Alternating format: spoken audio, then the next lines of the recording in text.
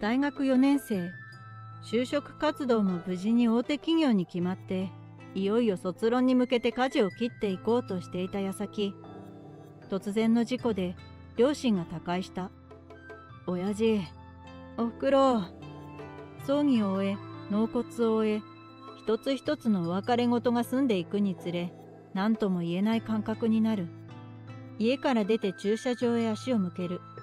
そこには生前両親が営んでいた焼き芋の移動販売車が変わらずに止まっていた。物心ついた頃、父親が脱サラして始めた焼き芋屋。温度、湿度、芋の質、すべてにこだわった焼き芋は、地元でも評判が良く、いろいろなイベントに呼ばれて販売していた。お前も寂しいよな。車に触れると何とも言えない感覚になる。突然天使を失ったこいつをこれからどうするか。よし。ずっと悩んでいたことを決断して大きくうなずく。俺がお前と走るよ。一緒にやろう。コツンと車体を叩くと、俺の決意を受け入れてくれたかのような感じがする。は？和樹、何言ってるの？するとその時、門の方から声がした。振り返るとそこにいたのは恋人のみのり。みのり、俺、親父たちの焼き芋屋を継ぐことにした。だから何言ってんのよ。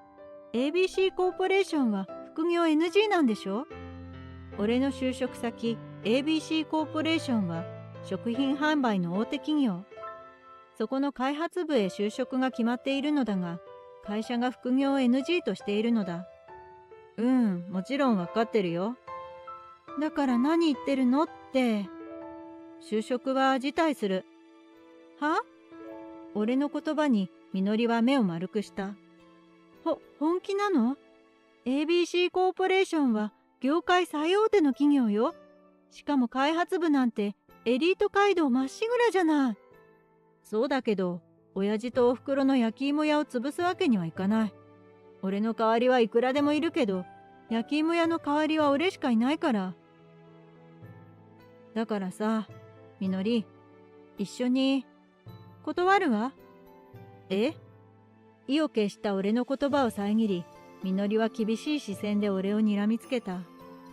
和樹、あんた自分が何を言ってるのか分かってる？そりゃあ突然ご両親があんな形で他界されたんですもの。気が動転するのもわかる。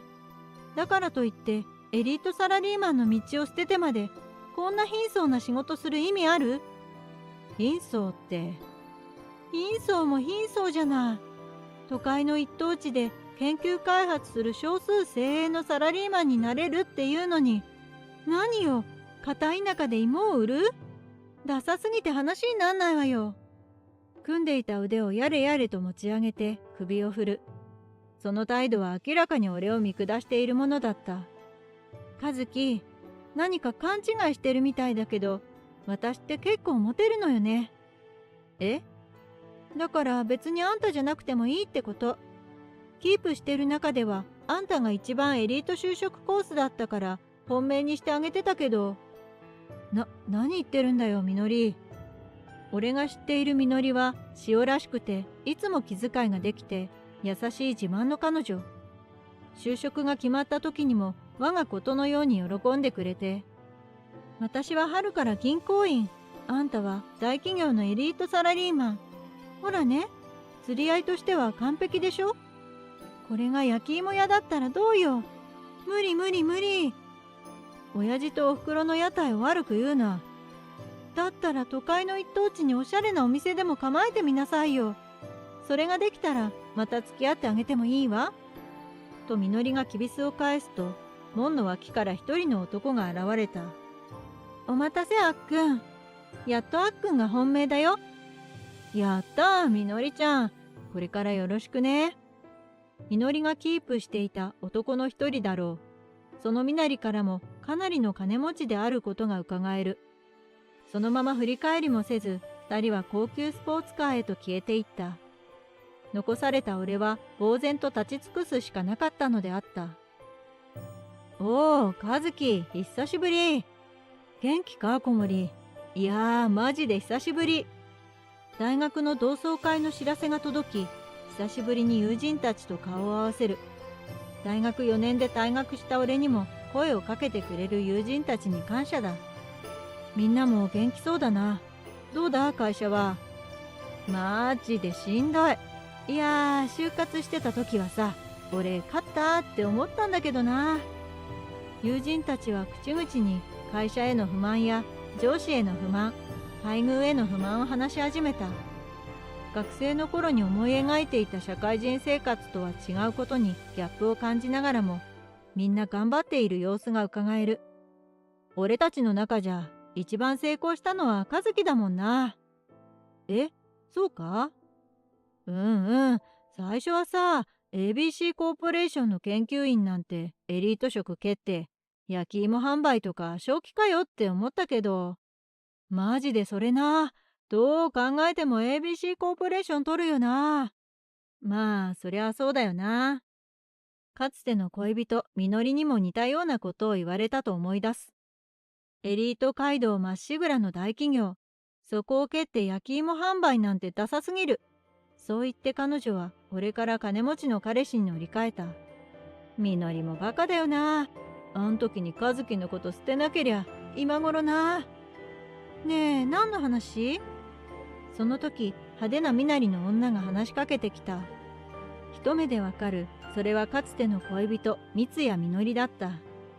ようみのり、相変わらずくっそ派手だな。いいでしょ、有名ブランドの新作。彼に買ってもらったんだ。キョロキョロとあちこちを見回すみのり。俺に視線を合わせると驚きに表情を染めた。やった、貧乏芋売りの和樹じゃん。よく来れたわね。大学中退のくせに。ゲラゲラと下品な笑い声を上げる。全く変わっていないその姿に苦笑しか出ない。で、今もダサい芋売りやってんの？ダサくはないけど、おかげさまで順調だよ。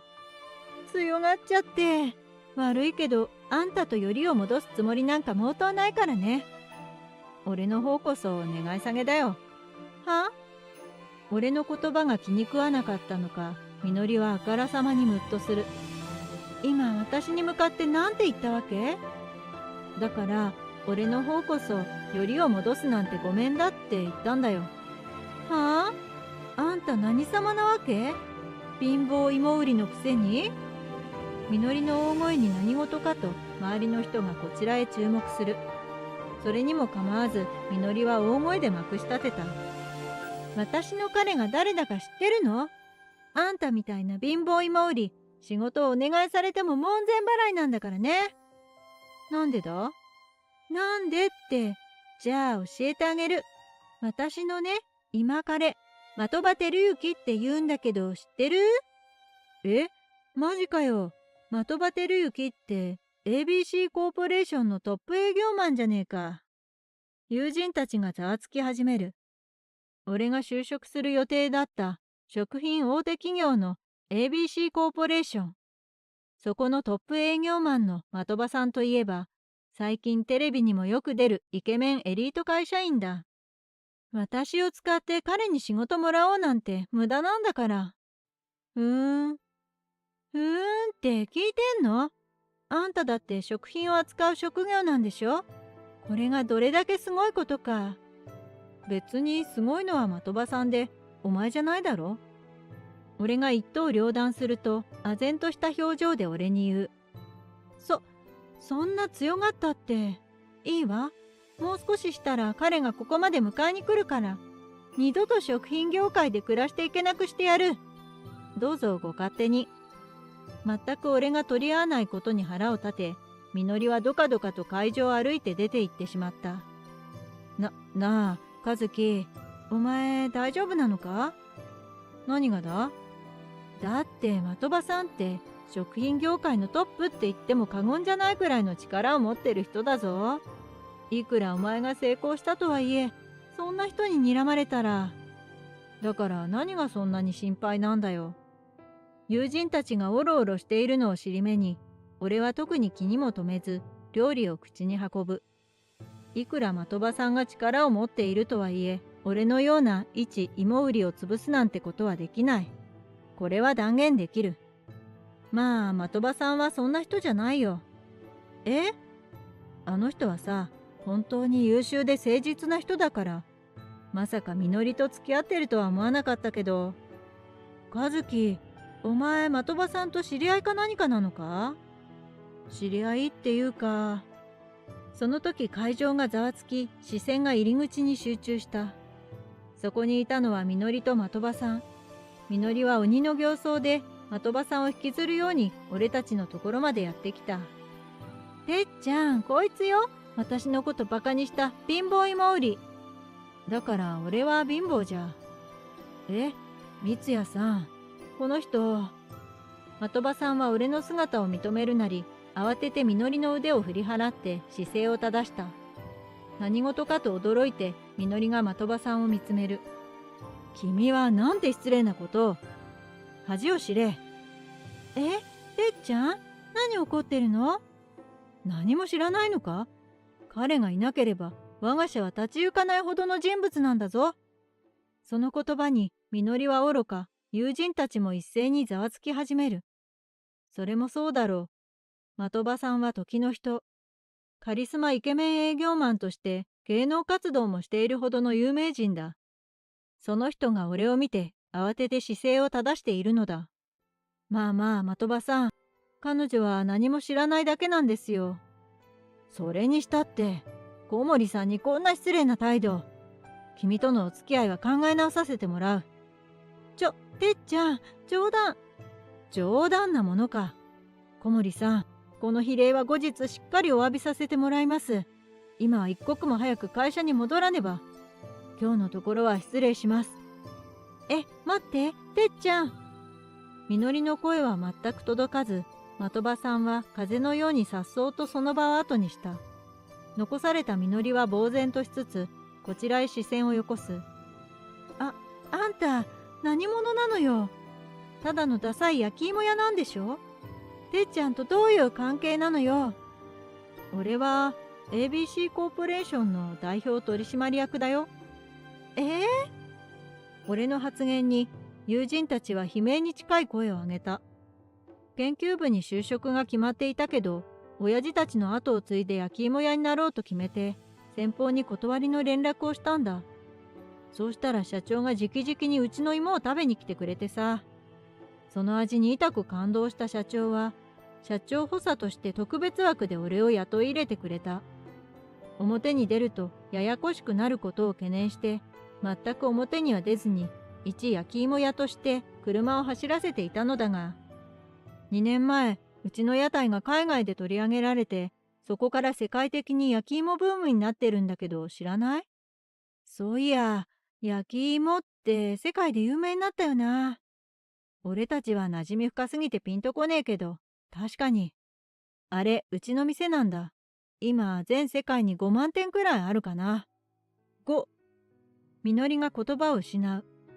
的場さんは俺の代わりに世界中を巡って焼き芋を広めてくれてるうちの大切な営業マンだよ。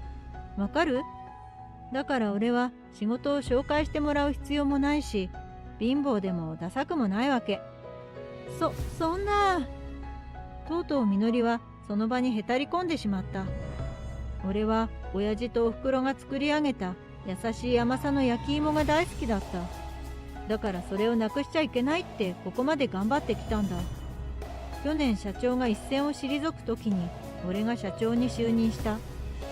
できるだけ大きなニュースにならないように情報を規制して、これからも親父たちの味を守っていくつもりだから、みんな焼き芋をよろしくな。俺の言葉に友人たちから拍手が巻き起こるのであった。地位よりも名声よりも親父とおふくろが大切に守ってきた味を、俺はこれからも全世界にその優しい甘さを届けていこうと胸に誓うのであった。